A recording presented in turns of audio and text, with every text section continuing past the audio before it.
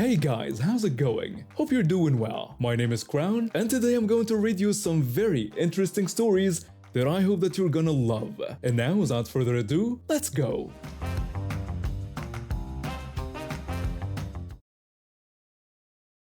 I was never the cool kid, never the guy who knew what to say at parties or how to talk to people without overthinking every single word. I was quiet, kept to myself, and honestly preferred it that way. So when a girl started showing interest in me during my early 20s, I was caught completely off guard. She was loud, confident, and the kind of person who commanded attention in every room she walked into.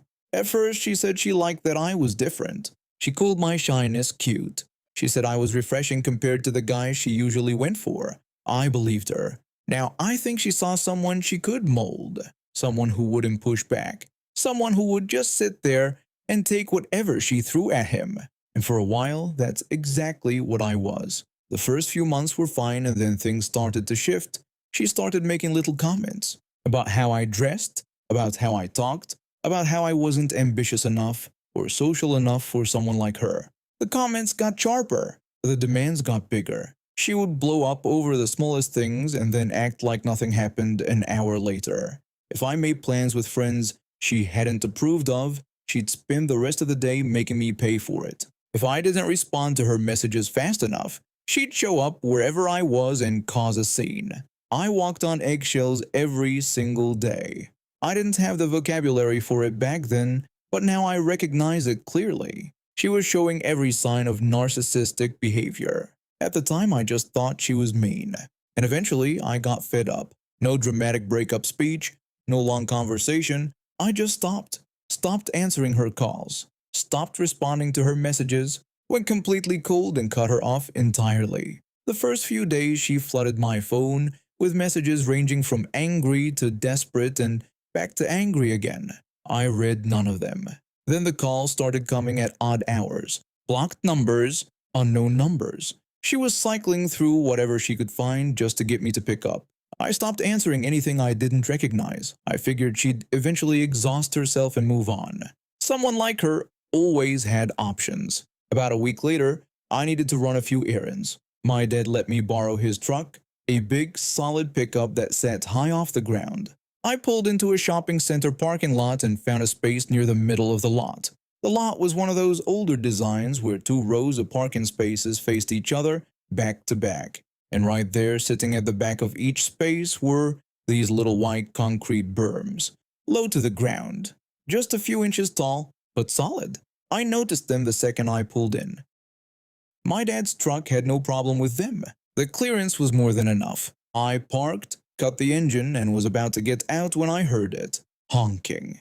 Loud, aggressive, repeated honking. I looked in my mirror and saw a sleek little sports coupe pulled up right behind me, blocking me in completely. And behind the wheel was her. She had clearly been following me. There was no other explanation for how she appeared in that specific lot, at that specific space, within seconds of me parking. It wasn't a coincidence. She had been tailing me from my house or somewhere along the route, just waiting for me to stop somewhere. She rolled down her window and started screaming at me, demanding that I pull forward and telling me I was in her spot and that I needed to move immediately. I sat there for a second, genuinely confused. The lot was not full. There were open spaces everywhere, but she had decided that the specific space I was in belonged to her, and she wanted me out of it right then. Now, here's where my brain made a decision that I still enjoy thinking about. I could have argued. I could have ignored her. I could have gotten out and told her to stop following me around. But instead, I decided to do exactly what she asked. I pulled forward, right through the empty space in front of me, which let me exit the row cleanly from the other side. She wanted me to move, so I moved. What I did not do was slow down to let her get a good look at what was coming. What I did not do was warn her about the berms.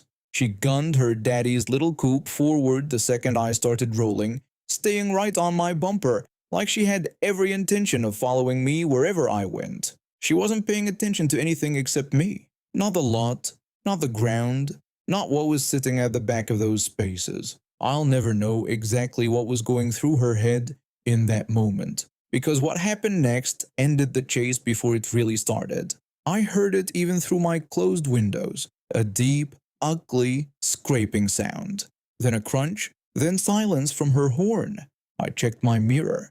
The coupe had driven straight over the first berm and gotten completely stuck. Not on one, on two. The front had ridden up over the berm in the space I had vacated, and the underside of the car had slammed down hard on the second berm in the next row over. The car was beached, sitting at a sharp angle with both berms wedged underneath it, tires barely making contact with the ground. The engine was still running, but the car wasn't going anywhere. When I pulled out of the lot, I could already see thick white smoke rising from somewhere under the car. That kind of smoke doesn't come from nothing. Something underneath had made contact it wasn't supposed to make contact with, and she was outside of it by then, standing in the middle of the parking lot, jumping up and down, arms going everywhere, screaming loud enough that I could still hear it faintly as I reached the lot exit. A few people nearby had already stopped to stare. One guy standing near a shopping cart had his phone out and pointed at the car. I pulled onto the road and kept driving. There was no confrontation. No police showed up at my door. No one from the lot called me as a witness to anything. The only thing that came of it was a series of voicemails left on my dad's answering machine over the following 2 days. Apparently, she had tracked down his number, and she left messages that were so unhinged and abusive that my dad stood there listening to them with this look on his face like he couldn't quite believe what he was hearing. He played one of them twice just to make sure he'd heard it right. My dad never called her back. He just deleted all of them, looked at me, and told me his truck was fine so he wasn't worried about it. Then he mentioned, almost as an afterthought, that getting a sports coupe unstuck from 2 concrete berms with a damaged undercarriage and a smoking engine would likely cost someone anywhere from $3,000 to $5,000 in repairs, depending on what actually got crushed underneath. He said it completely deadpan. Then he went back to what he was doing. That was the last I ever heard from her. Somewhere out there, her father received a very expensive repair bill for a car his daughter destroyed while chasing down a guy who had simply decided to stop responding to her. And all I did was pull forward. When I first signed up to this gym, I wasn't into cardio at all. I was strictly a weights person. But a few months ago, my partner convinced me to start running. She said it would help with my stamina and overall fitness. And honestly, she was right. The problem is our gym is not exactly massive. It has maybe 8 treadmills total, and during peak hours, every single one of them gets taken. We learned pretty quickly that if we wanted to get on a treadmill, we had to time it right or wait it out. Last night we went together after work. Every treadmill was taken when we got there, so we decided to start with the weight machines and circle back. We spent about 20 minutes on the machines, and when we walked back over to the treadmill section, I did a quick scan. 7 of the 8 were in use. The 8th one had a girl sitting on it. Not running, not stretching, not even warming up. She was just sitting on the belt with her legs hanging off the side, scrolling on her phone. Her friend was on the treadmill right next to her, actually running. I watched for a few minutes to make sure I wasn't misreading the situation. She didn't touch the controls. She didn't stand up. She just sat there like the treadmill was a bench she had personally reserved. I looked at my partner, and she gave me that look that said, "Go ahead." So I walked over. I apologized for bothering her and asked if she was planning on using the treadmill. She didn't look up from her phone. She just pointed at her friend on the next machine and said she was with her. I asked again if she was actually going to use the treadmill herself. She said she was keeping her friend company. I told her she could do that by standing next to her friend's machine instead of sitting on equipment that other people were waiting to use. She looked up at me then, not to respond, just to give me a long stare. Then she shrugged and went back to her phone. I stood there for a second, genuinely surprised. There were other people nearby who had clearly noticed what was happening. A guy on the rowing machine 2 spots over had slowed down and was watching. A woman stretching on the mat behind us had stopped and was looking over. Nobody said anything, but it was obvious I wasn't the only one who thought this was ridiculous. I turned back to the girl and told her again that I had been waiting to use that treadmill and that sitting on it while her friend ran next to her wasn't a good reason to block it. She didn't even look up this time. She just said her friend still had time left on the machine and she wasn't going anywhere until her friend was done. That told me everything I needed to know about how this was going to go. Then a woman appeared out of nowhere, walking over with that energy people get when they've decided they're about to sort something out. She asked what was going on. I explained that her daughter had been sitting on the treadmill for over 15 minutes without using it, and that I had asked her to move so someone who actually wanted to run could use it. The woman said her daughter was with her friend and could sit wherever she wanted. I told her that her daughter could sit on a bench or stand next to her friend's machine and that she didn't need to take up a piece of equipment that someone else could be using. The woman said her daughter wasn't doing anything wrong and was just sitting there. I told her that blocking a machine in a gym that doesn't have many treadmills is inconsiderate, plain and simple. The woman told me not to tell her daughter what to do and insisted she had every right to be there. I took a breath and told her I could see exactly where her daughter had learned that attitude from. She asked me what I meant by that. I told her she was standing there defending her daughter for being inconsiderate instead of telling her to do the right thing, and that it was a parenting issue, not my problem. She told me I was completely out of order for commenting on her parenting. I told her she was out of order for raising someone who thought it was fine to take up gym equipment for 20 minutes while doing absolutely nothing, and that if she didn't want people commenting on how her daughter behaved in public, she should raise her to behave better in public. Karen's voice had gotten loud enough at that point that it was hard to ignore. The guy on the rowing machine had fully stopped now. A few other people had drifted closer without being obvious about it. By this point, my partner had stepped closer and a staff member had noticed the whole thing and walked over. He asked what was going on. I explained the situation. I told him the girl had been sitting on the treadmill without using it for close to 20 minutes, that I asked her to move, that she refused, and that her mother had come over to argue about it. Karen immediately jumped in and tried to give her version of events, saying I had been rude and aggressive toward her daughter. The staff member let her finish, then asked the girl directly how long she had been sitting on the treadmill. The girl hesitated. She said she wasn't sure, maybe a little while. The staff member looked at the machine's display panel, which still showed zero activity, no speed, no distance, no time logged. That settled it without much debate. He told the girl he was going to have to ask her to either use the treadmill or free it up for other members, and that if she wasn't there to use the equipment, she could wait in the seating area near the entrance. The girl stared at him. Karen started to open her mouth. The staff member cut her off and told her it was gym policy, that equipment was for use and not for sitting on while other members were waiting. Karen looked like she wanted to say something devastating. She didn't. The girl slowly slid off the treadmill, grabbed her water bottle, and walked away without a single word. I stepped on, set my speed, and started running. When I got into my pace, I could see Karen in the mirror linger for a moment, watching, waiting for someone to acknowledge that she had been wronged somehow. Nobody did. The staff member had already moved on. Her daughter was already halfway across the gym. Karen stood there alone for a moment, then turned and walked away. On the drive home, my partner said she thought maybe I shouldn't have gone at it with the mother. And I get why she said that, but I don't think I was wrong. The girl was being inconsiderate. The mother made it worse, and the gym staff agreed with me in the end.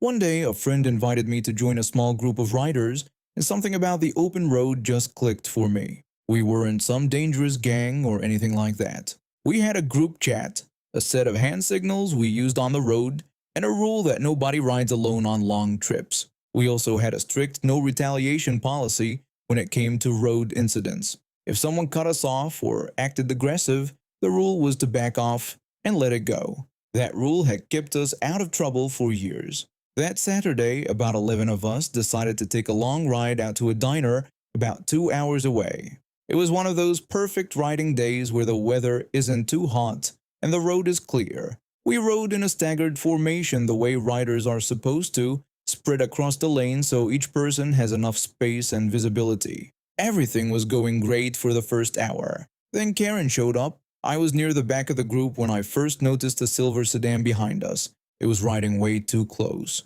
Not just a little close, like dangerously close. The kind of close where if anyone in our group touched their brakes for even a second, that car would plow right into the last few of us. I muttered to myself, telling her to back off, knowing full well she couldn't hear me. I signaled to the rider next to me and pointed back. He saw it too and shook his head.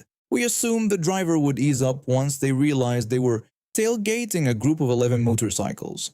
They did not ease up. Instead, the sedan swerved into the other lane, pulled up alongside our group, and started honking. Long, aggressive honks, like we were the problem. Then the window rolled down and Karen leaned out screaming at us, telling us to get out of the road and that we didn't own the lane. She was screaming all of this while driving. One of our riders at the front heard her and waved her around since the left lane was open and clear ahead. She had every opportunity to just pass us. She didn't take it. She screamed again, telling him to stop waving at her and to just move over.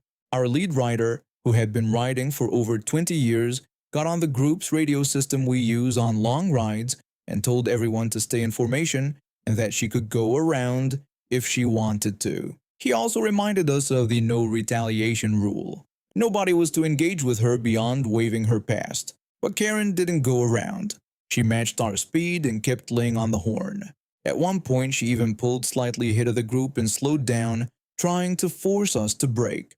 Lead rider slowed the whole group down to keep a safe gap, and she slowed down too. She was playing games with 11 motorcycles on an open road. Then she did something that still makes my chest tighten when I think about it. She jerked her car to the right, hard, right into our lane, right into the side of one of our guys who was riding near the middle of the group. His front wheel caught the side of her car and he went down, hard. He hit the asphalt and skidded. His bike went one way, he went the other.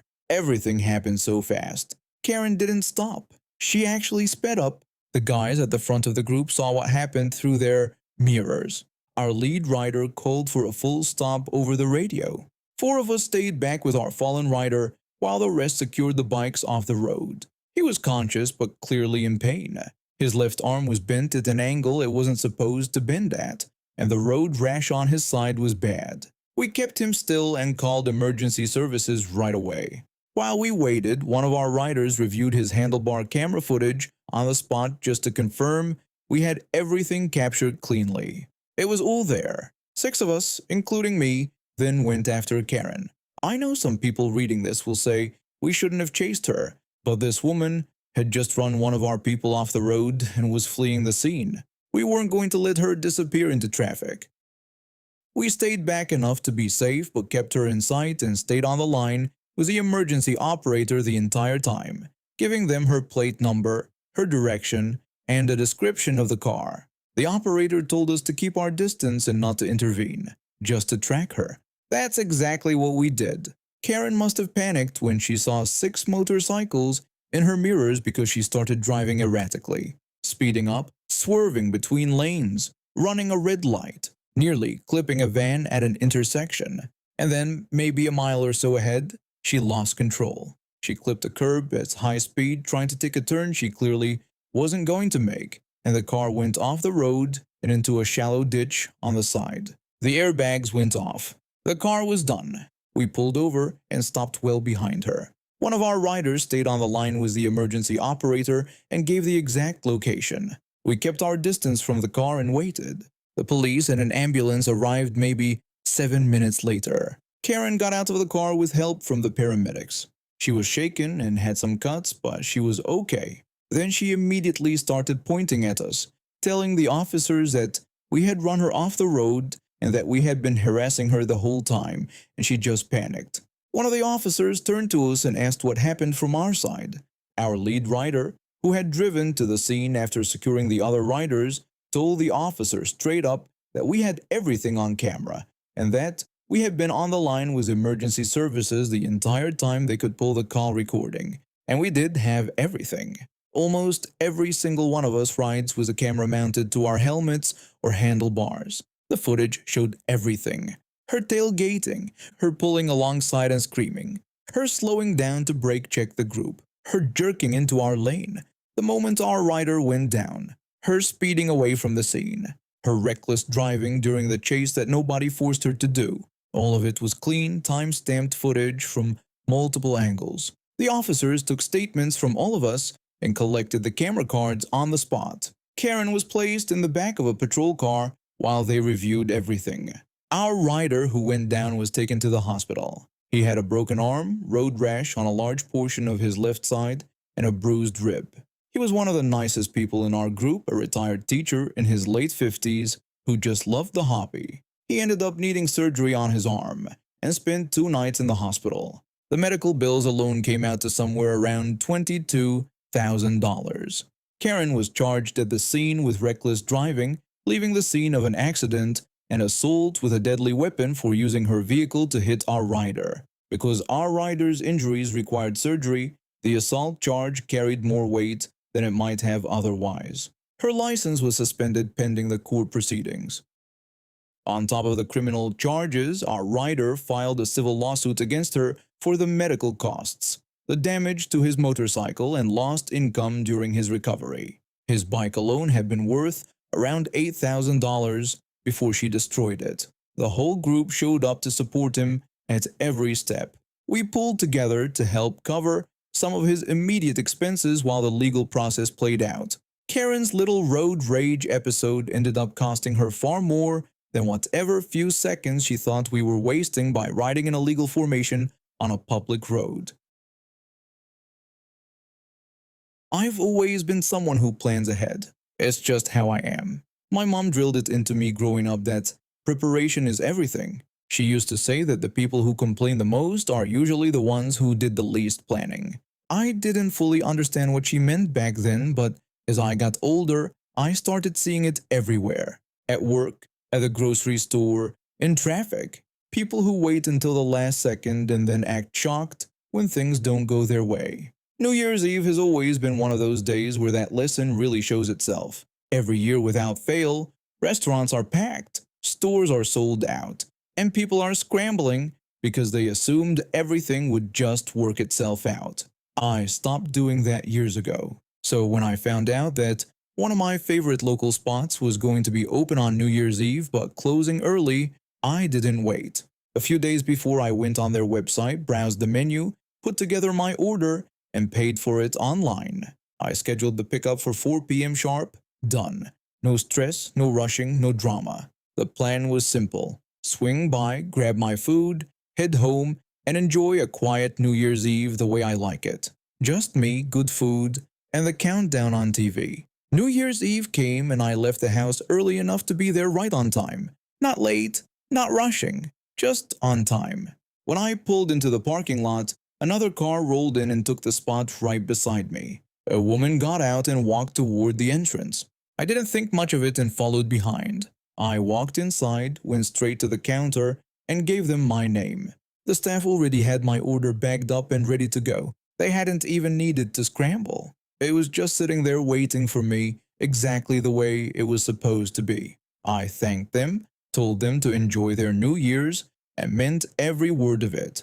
Those people had been on their feet all day and were about to close down so they could go be with their families. That deserved some appreciation. I grabbed my bags and turned toward the door. That's when I noticed the woman from the parking lot was at the counter. She was asking one of the staff members if there was anything she could still order. The staff member apologized and explained that they were closed and couldn't take any new orders. The woman said something about how they weren't being helpful. She didn't yell or throw a fit. She just said it with that tone. You know the one. The tone that says she thought she deserved better without actually saying it out loud. The staff member just kept a straight face, politely stood their ground, and that was that. The woman turned around and walked toward the exit. I was already heading out the door. I pushed the door open and stepped outside, bags in hand, already thinking about getting home. The parking lot was quiet. Just a few cars, including mine and hers, parked right next to each other. I was maybe 10 steps from my car when I heard her voice behind me. She called out to get my attention. I slowed down but didn't stop. She caught up just enough to be heard and told me that since the restaurant couldn't give her anything, maybe I could give her some of my food. Not sell it, not trade for it, just hand it over. I stopped walking for just a second, not because I was considering it, but because my brain needed a moment to confirm that I had actually just heard what I thought I heard. She wanted me to hand over food that I had planned for, ordered days in advance, driven out to pick up, and paid for. Just give it to her, because she showed up to a closing restaurant on New Year's Eve without a plan and expected the world to accommodate her. And when the world didn't, she turned to the nearest person holding a bag. I didn't say a word. I didn't turn around. I just kept walking to my car, opened the back door, set the bags in carefully, got in the front seat, locked the doors, and pulled out of the parking lot. There was nothing to say, no argument to have, no lesson to teach, no energy worth spending. Some people want a reaction. They want you to engage so they can keep the interaction going. The kindest thing I could do for myself in that moment was simply leave. Now, I'll be honest. Part of me did feel a tiny flicker of something as I drove away. Not guilt, more like secondhand frustration on her behalf. 'Cause here's the thing. It was New Year's Eve, not some random Tuesday, where everything shuts down without warning. This was a known holiday. The kind of day where every sensible person knows to either plan ahead or lower their expectations. There were still options out there. The McDonald's down the road was definitely still open. Probably a few other fast food places too. Gas stations with hot food, convenience stores. The situation was inconvenient, sure, but it was not hopeless. She was never actually stuck. She just wanted something that required zero effort on her part, and she had decided that my food was the most logical solution to her problem. Not her own planning, not a backup option down the street. My food. That she had done absolutely nothing to earn. I got home, set my bags on the table, and started unpacking everything. The food was still warm. Every single item was exactly what I had ordered. I made myself comfortable on the couch, turned on the TV, and spent the rest of the evening exactly the way I had planned. Quiet, relaxed, and well-fed. Midnight came and I watched the countdown with a full stomach and zero regrets. And somewhere across town, I genuinely hope she found that McDonald's. I really do, because nobody should go hungry on New Year's Eve. But also because I want to believe things work out the way they should sometimes. The person who planned ahead got to enjoy a warm meal at home, and the person who showed up unprepared and then asked a stranger to fix her problem for her ended up sitting in a drive-through lane waiting for fries. Not as a punishment, just as a natural result. Happy New Year. I got my dog when I was still living alone, and from the start she was everything I wanted. Loud, clumsy, and completely convinced she was a lapdog despite her size. I got her spayed pretty early on because watching her go through heat was rough. She was miserable, restless, uncomfortable, and clearly not enjoying a single second of it. My vet also warned me that pregnancy for her breed tends to get complicated fast. We're talking difficult deliveries, high chances of needing a C-section, and a recovery period that's hard on the dog. On top of that, her breed is already incredibly popular, which sounds like a good thing until you realize how many people breed them purely for how they look without thinking about their health. Hip problems, breathing issues, joint pain.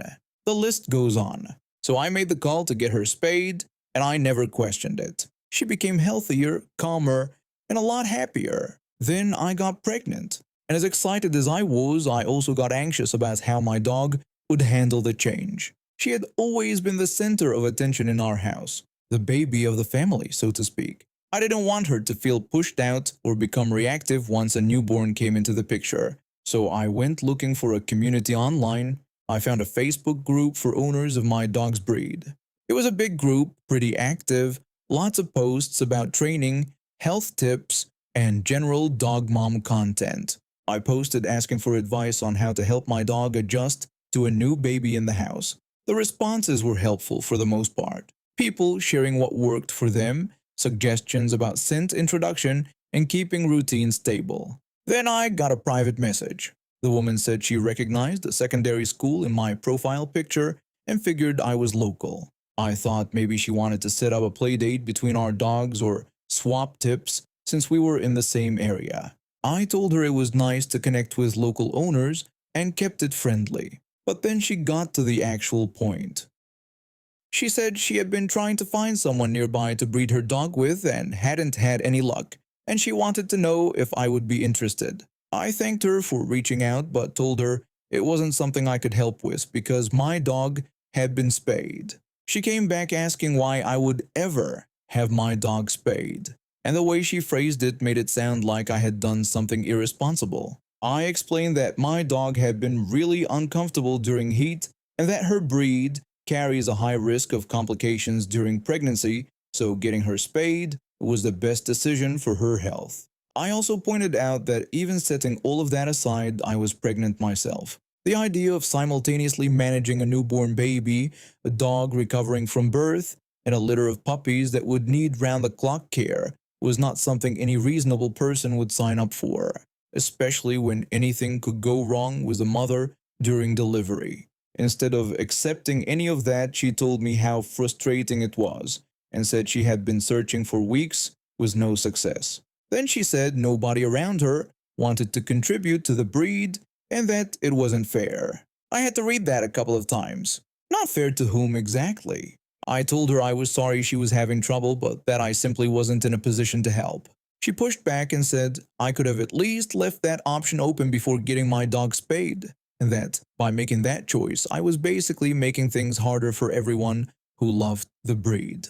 I was sitting there, heavily pregnant, trying to get practical advice on keeping my dog calm around a baby. And somehow I had become the villain in this woman's story because my spayed dog couldn't produce puppies for her. What made it even more irritating was that her dog's photos were right there on her profile, visible to anyone. One look told me everything I needed to know. The dog had the kind of build that only comes from years of breeding purely for appearance, exaggerated features that might photograph well but cause real health problems in day-to-day life. Narrow hips, an oversized frame, the kind of structure that practically guarantees difficult pregnancies and complicated deliveries. It suddenly made a lot more sense why nobody in the area wanted to breed with her dog.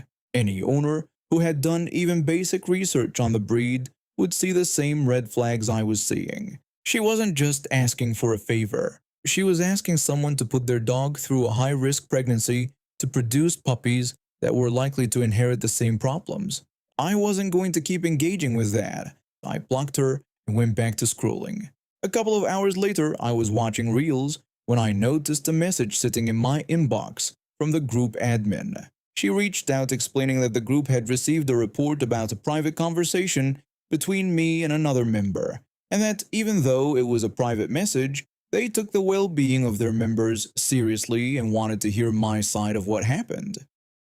What the admin didn't know yet was that the woman had only submitted her own messages as part of the report, leaving out everything she had actually said to me. She had framed herself as the wronged party and left out the part where she called my decision unfair and told me I was making things harder for people who loved the breed.